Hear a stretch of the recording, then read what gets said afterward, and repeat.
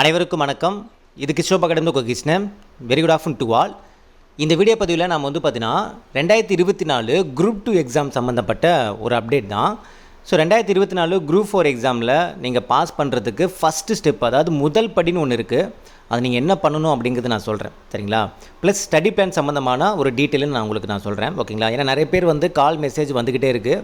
So group 2க்கு நீங்கள் class எடுப்பீங்களான்ட்டு எனக்கு வந்துக்கிட்டே இருந்துச்சு. ஸோ அதனால் அது ஒரு வீடியோவாக கொடுத்துட்டா ஸோ நீங்களும் அதுக்கு தகுந்த மாதிரி நீங்கள் ரெடி ஆகிடுவீங்க அப்படிங்கிறதுக்காக தான். ஸோ இந்த 2024 குரூப் 2 எக்ஸாமுக்கு பார்த்தீங்கன்னா நீங்கள் அந்த ஃபஸ்ட்டு ஸ்டெப்ஸ் நான் சொல்லியிருந்தேன் பார்த்தீங்களா? இதில் பாஸ் பண்ணணும்னா ஃபஸ்ட்டு ஸ்டெப் என்ன அப்படின்னு பார்த்தீங்கன்னா, இந்த குரூப் 4 எக்ஸாம் நீங்கள் அட்டெண்ட் பண்ணணும், ஓகேங்களா? ஆக்சுவலாக இன்னும் 2-3 நாள் தான் இருக்குது நமக்கு குரூப் 4 எக்ஸாமுக்கு, ஓகேங்களா? அப்போ இந்த குரூப் 4 எக்ஸாம் நீங்கள் கம்பல்சரி உங்களுடைய பெஸ்ட் ஆஃப் பெஸ்ட்டு கொடுத்து நீங்கள் அட்டெண்ட் பண்ணிட்டு வரணும். இதுதான் ஃபஸ்ட்டு ஒரு டார்கெட்டு, இதுதான் முதல் படி. இது மூலமாக நீங்கள் என்ன அனுபவத்தில் கற்றுக்குறீங்க அப்படிங்கிறது ரொம்ப ரொம்ப முக்கியம். இப்போ ஒரு சிலர் பார்த்தீங்கன்னா, இல்லை சார் என்னோடய டார்கெட்டே குரூப் 2 மட்டும்தான், குரூப் 4 கிடையாது அப்படின்ட்டு ஒரு சிலர் இருப்பீங்க. ஒரு சிலர் பார்த்தீங்கன்னா எக்ஸாம் கிட்ட நிறைய பேர் ப்ரிப்பரேஷனை மிஸ் பண்ணியிருப்பீங்க. இப்போ குரூப் 4க்கு நீங்கள் முன்னாடி படிச்சுருந்துருப்பீங்க. திடீர்னு ஒரு சூழ்நிலையால் பார்த்தோன்னா இந்த லாஸ்ட் ஒரு 2-3 மாதமாக படிக்காமல் இருந்து, ஓகே நமக்கு அடுத்து குரூப் 2 தான், குரூப் 4 வாய்ப்பு கம்மி தான் அப்படின்ட்டு மைண்ட் அளவில் நீங்கள் என்ன பண்ணியிருப்பீங்க, ஓகே குரூப் 2 நம்ம கண்டிப்பாக அடிக்கணும், இந்த குரூப் 2 கண்டிப்பாக போஸ்டிங் போகணும், குரூப் 4 பண்ண முடியுமாங்கிறது தெரில அப்படின்ட்டு அந்த ஒரு யோசனையும் இருப்பீங்க, ஓகேங்களா? ஏன்னா லாஸ்ட் ஒரு 3 மந்த் நீங்கள் ஏதாவது கேப் விட்டுருந்தீங்கன்னா அவங்களுக்கு அந்த தாட் இருக்கும், ஓகே குரூப் 2ல் கண்டிப்பாக அந்த அப்ஜெக்டிவ் டைப் தான் கொடுத்துருக்காங்க மெயின்ஸில், அதில் நம்ம ஃபோக்கஸ் பண்ணிடணும் அப்படின்ட்டு இருப்பீங்க.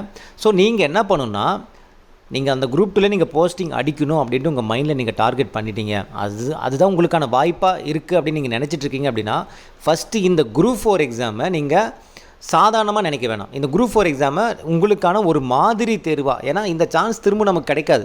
எதுக்காக நான் இது முதல் படி அப்படின்னு நான் சொல்கிறேன்னா, அந்த எக்ஸாம் ஹாலுக்குள்ளே போயிட்டு அந்த பதட்டத்தில் அது எழுதக்கூடிய அந்த ஒரு எக்ஸ்பீரியன்ஸ் எப்போவுமே எங்கேயுமே நமக்கு கிடைக்காது. ஈவன் நாம் நிறைய பெரிய அகாடமியில் ஒரு இடத்துல, பொதுவான ஒரு இடத்துல, ஸ்கூல்லையோ காலேஜிலோ டெஸ்ட்டு வச்சாலுமே கூட அந்த ஒரிஜினல் எக்ஸாமுக்கு உண்டான அந்த ஃபீல் இங்கே நமக்கு கிடைக்காது.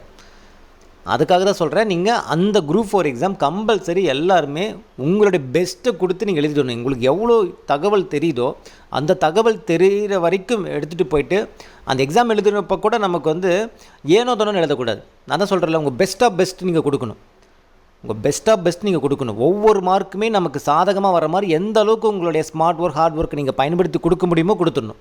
ரிசல்ட் எப்படி வருதோ அது அப்பாற்பட்டது.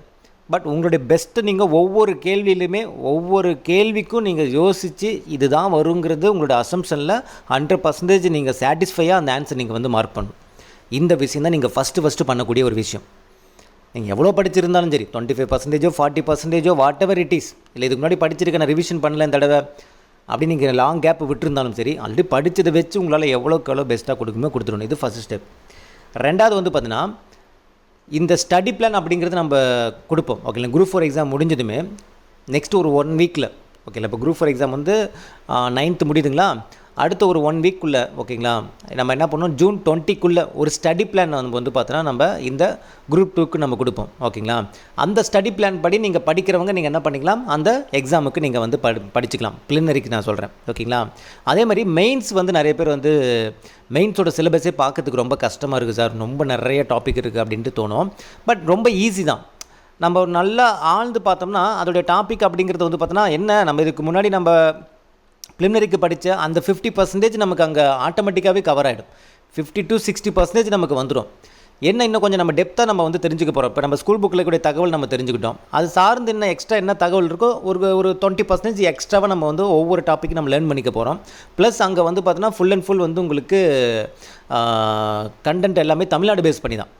So Tamil Nadu polity, Tamil Nadu geography, Tamil Nadu history, அதுதான் நம்ம அந்த இடத்துல படிக்க போகிறோம்.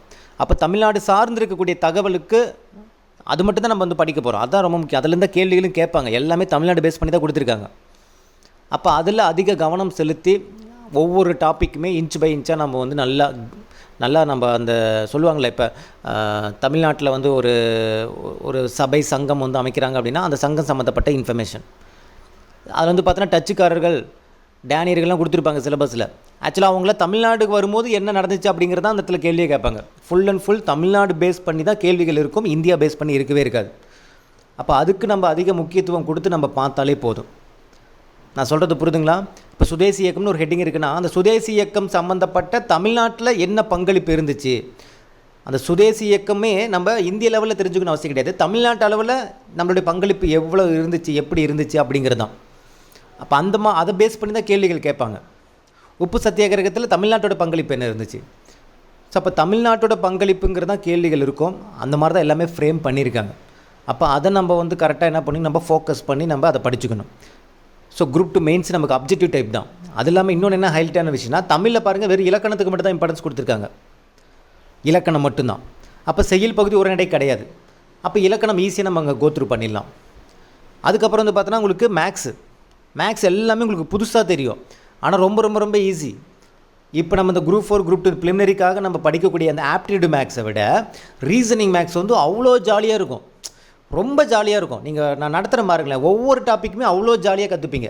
அதாவது சார் மேக்ஸே நடத்துங்க சார் அப்படிங்கிற அளவுக்கு நீங்கள் வந்து அந்த மேக்ஸுக்குள்ளே ஆர்வமாயிடுவீங்க. ஏன்னா இது வந்து ஒரு விளையாட்டு மாதிரியே இருக்கும்.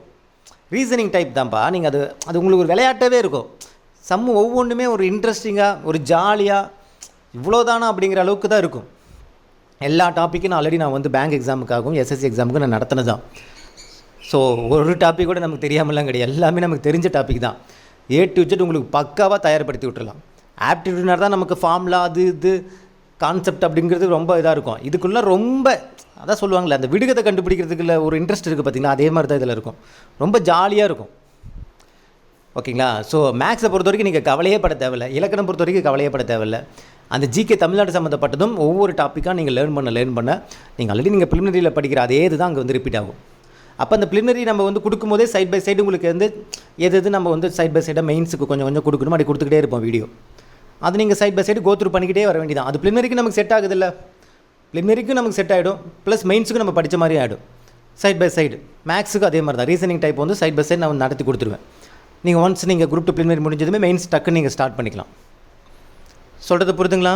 ஸோ அதனால் குரூப் 2 பொறுத்த வரைக்கும் இந்த ஒரு வாய்ப்பு அப்படிங்கிறது மிகப்பெரிய ஒரு சான்ஸ். நான் போன தடவை நம்ம குரூப் 2 வரும்போது நான் வந்து அது ஒரு மிகப்பெரிய ஒரு சான்ஸ் சொன்னேன். ஏன்னா எப்போ ஒரு சிலபஸில் ஒரு மாற்றம் கொண்டு வராங்களோ அந்த மாற்றத்தில் அப்போவே நம்ம உள்ளே போயிட்டால் கொஞ்சம் ஈஸியாக உள்ளே போயிடலாம். போன தடவை குரூப் 2 மெயின்ஸ் மாற்றம் வந்துச்சா, 6000 போஸ்டிங் வந்துச்சுங்களா. அப்போ நான் நிறைய சொன்னேன், நான் இந்த சேஞ்சஸை வந்து சரியாக பயன்படுத்திக்கங்க அப்படின்ட்டு நிறைய பேர் போஸ்டிங் இப்போ உள்ளே போகிறாங்க. இப்போ அடுத்தது இதே மாதிரி தான். இப்போ ஒரு சிலபஸ் சேஞ்ச் பண்ணியிருக்காங்க. இந்த புது சிலபஸ்க்குள்ளே புதுசாக அப்ஜெக்டிவில் எப்படிலாம் கேட்பாங்கன்னு நமக்கு யாருக்கு என்னன்னு தெரியாது. இந்த புது சிலபஸுக்குள்ளே அடாப்ட் ஆகுறதுங்கிறது நிறைய பேருக்கு சிரமமாக இருக்கும். ஆனால் அதில் நம்ம உஷாராக இருந்துட்டோம்னா, நாம் கொஞ்சம் முன்னாடி கணிச்சிட்டோம்னா ஓகே, இந்த சிலபஸ்க்குள்ளே நிறைய பேர் கன்ஃபியூஷனில் இருப்பாங்க. அந்த கன்ஃபியூஷனில் நான் கிளியராக இருந்தால் நான் கிளியராக இல்லை அப்படின்னா அந்த கன்ஃபியூஷனில் யாரெல்லாம் இருக்காங்களோ அந்த லிஸ்ட்டில் நான் போயிடுவேன். அப்போது ஒரு குழப்பத்துக்குள்ளே நம்ம முன்னாடி வரதுங்கிறது ரொம்ப ரொம்ப ஈஸி. நாம் அதில் உஷாராக இருந்துக்கணும். அந்த குழப்பத்துக்குள்ளே இருக்கக்கூடிய அந்த ஆட்களுக்குள்ளே நம்ம ஒரு ஆளாக இருக்க போகிறோமா, இல்லை அதில் நம்ம தெளிவான மைண்டு வச்சு நான் இந்த பக்கம் போஸ்டிங் அடிக்க போகிறேனாங்கிறது நம்ம யோசிக்கணும். நீங்கள் ஒரு கிளியர் மைண்டு வச்சுக்கோங்க.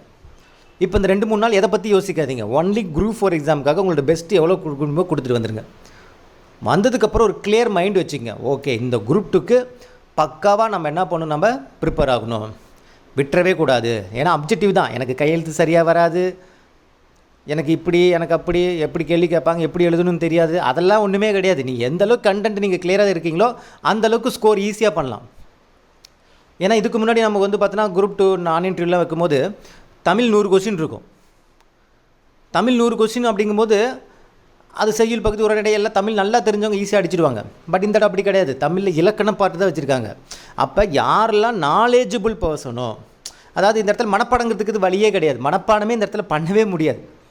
இந்த இடத்துல யார் ஒரு சில விஷயங்கள் நல்லா அண்டர்ஸ்டாண்ட், இப்போ ரீசனிங்கில் மனப்பாடமே பண்ண முடியாது. இப்போ நம்ம ஆப்டிடியூட் மேக்ஸ் கூட ஸ்கூல் புக்ஸ் மேக்ஸை வந்து மனப்பாடம் பண்ணிட்டு போனால் கூட 2-3 செம்மு போட்டுருவாங்க.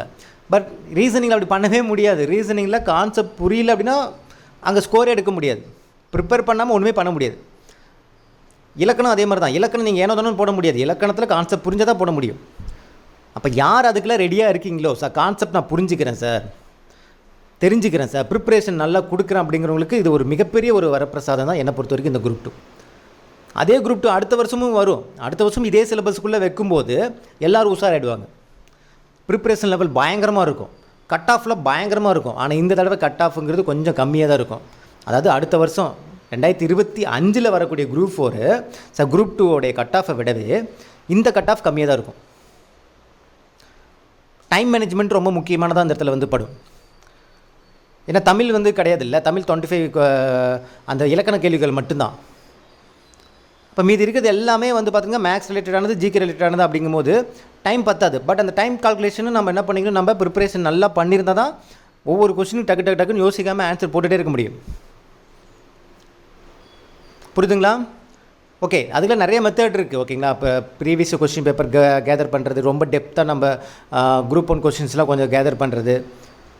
ஓகேங்களா? இன்ஃபர்மேஷன் எல்லாம் கெத்தாக படிச்சா முடிஞ்சு போச்சுங்க. இப்போ சுதேசி இயக்கம் அப்படின்னா தமிழ்நாடு சார்ந்திருக்கக்கூடிய சுதேசி இயக்கம் புக்கில் இருக்கக்கூடிய தகவல் எல்லாத்தையும் கோத்ரூ பண்ணிட்டு எக்ஸ்ட்ரா 2-3 தகவல் நம்ம நோட் பண்ணி வச்சுட்டாலே முடிஞ்சு போச்சு. ஒவ்வொரு டாப்பிக்கும் அப்படி நம்ம ஹேண்டில் பண்ணாலே அழகாக முடிச்சிடலாம். நீங்கள் கவலையே பட தேவையில்லை. புரியுதுங்களா? கிளியராக? அதே மாதிரி சயின்ஸ்லாம் வந்து பார்த்தோன்னா உங்களுக்கு கம்ப்யூட்டர் சயின்ஸில் அதில் இருக்குது. ஈஸியாக அதில் நீங்கள் ஸ்கோர் பண்ணலாம். அதில் நீங்கள் ஒரே பண்ணாதீங்க. ஈச் அண்ட் எவரி டாப்பிக்கு நம்ம வந்து இந்த இடம் கான்செப்ட் வைஸ் வச்சு நம்ம வந்து பயங்கரமாக நடத்த போகிறோம். ஓகேங்களா? எதுவுமே மனப்பாடமே இங்கே கிடையாது. கண்டென்ட் ரிலேட்டடாக நீங்கள் வந்து ரொம்ப ஸ்ட்ராங்காகிற அளவுக்கு நம்ம பொறுமையாக நிறுத்தி அழகாக ஒவ்வொரு டாப்பிக்கும் நம்ம வந்து நடத்த போகிறோம். ஸோ நீங்கள் இதை சரியாக பயன்படுத்திங்க. குரூப் 2 படிக்கிறவங்களுக்காக நான் சொல்லக்கூடிய இது. நிறைய பேர் பேட்ச் போடுவீங்களா அப்படின்னு நிறைய பேர் கேட்டுகிட்டே இருக்கீங்க. ஸோ பேட்ச் நம்ம குரூப் 2க்கு போட மாட்டோம். குரூப் 2க்கு இந்த இடம் நான் பேட்ச் போடலை. ஓகேங்களா?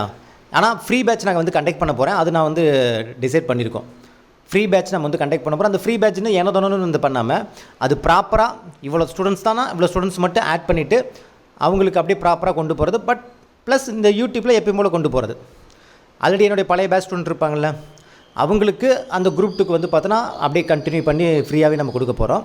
யூடியூப்பில் இருந்து ஒரு சர்டைன் ஸ்டூடெண்ட்ஸுக்கு மட்டும் நம்ம வந்து ஃப்ரீ வந்து கண்டக்ட் பண்ண போகிறோம். ஏன்னா டெய்லி வந்து ஒவ்வொருத்தரும் அந்த ஆட் ஆகிட்டே இருந்தால் நல்லா இருக்காது. ப்ராப்பராக அந்த அன்றைக்கி அட்மிஷன் அந்த அன்றைக்கி தான், அந்த அன்றைக்கி சேர்ந்தால் முடிஞ்சு போச்சு. அதுக்கப்புறம் அந்த பேட்சில் யாரும் சேர முடியாது. அவங்களுக்கு வாரம் ஸ்டடி பிளான் கொடுத்து அப்படி கொண்டு போவோம். அதுக்கு உண்டான வீடியோஸ் எல்லாமே நம்ம யூடியூப்பில் கொடுப்போம். ஆஸ் யூஸ்வல் நம்ம இப்போ எப்படி பண்ணுறோமோ அதே தான். இப்போ அமௌண்ட் வாங்கிட்டு என்ன பண்ணுவோமோ அதே ப்ராப்பர் பிளானோட நம்ம வந்து ஸ்டடி பிளானோட கொடுத்து வார டெஸ்ட்டு கண்டக்ட் பண்ணி அந்த மாதிரி தான் உங்களுக்கு வந்து கொடுக்க போகிறோம். ஓஎம்ஆர் சீட்டில் டெஸ்ட் எழுதுகிற மாதிரி தான் நம்ம வந்து ஐடியா பண்ணியிருக்கோம். பட் அதுலேயும் ஒரு குறிப்பிட்ட ஸ்டூடெண்ட் அந்த அன்றைக்கி மட்டும் தான் சேர முடியும். மறுபடியும் அடுத்த நாள் சேர முடியாது. பேட்ச் க்ளோஸ்னால் க்ளோஸு தான். அந்த பிளான் படி தான் நாங்கள் பண்ணியிருக்கோம், ஐடியா பண்ணியிருக்கோம். இந்த இடம் வந்து குரூப் 2க்கு இப்படி பண்ணலாம் அப்படின்ட்டு. ஓகேங்களா? ஸோ சரியாக பயன்படுத்திக்கிங்க. குரூப் 4 முடிஞ்சதுமே அடுத்த ஒரு 1 வீக்கில் நான் வந்து ஸ்டடி பிளான் நான் கொடுப்பேன். அது எப்போ கொடுப்பேங்கிறது குரூப் 4 முடிஞ்சதும் வந்து நான் வீடியோவில் நான் சொல்கிறேன். சரிங்களா? ஸோ இது எதுக்காகனா நிறைய பேர் கேட்டே இருக்கீங்க. ஸோ அவங்களுக்கு ஒரு தகவல், அவ்வளோதான், வேறு ஒன்றும் கிடையாது. ஓகேங்களா? ஸோ நல்லபடியாக படிங்க. குரூப் 4ல் ஃபோக்கஸ் பண்ணுங்கள். உங்களோட பெஸ்ட் ஆஃப் பெஸ்ட்டை கொடுத்துட்டு வாங்க. கொடுத்ததுமே அடுத்து குரூப் 2க்கு ஃபோக்கஸ் பண்ணுங்கள். அதுலேயும் உங்களுடைய பெஸ்ட்டை நீங்கள் பயன்படுத்திங்க. வரக்கூடிய வாய்ப்பை எல்லாமே உங்களுக்கு சாதகமாக பயன்படுத்துங்க. ஒரு நாளில் ஒரு நாள் உங்களுக்கான அந்த உழைப்புக்கேற்ற ஊதியம் உங்களை வந்து சேரும். இதில் மாற்றமே கிடையாது. ஓகேங்களா? ஓகே, இந்த வீடியோ உங்களுக்கு பிடிச்சி நினைக்கிறேன். இன்னும் அடுத்த ஒரு வீடியோட சந்திக்கலாம். இது கிஷோபா கடந்து உங்கள் கிருஷ்ணன். தேங்க்யூ.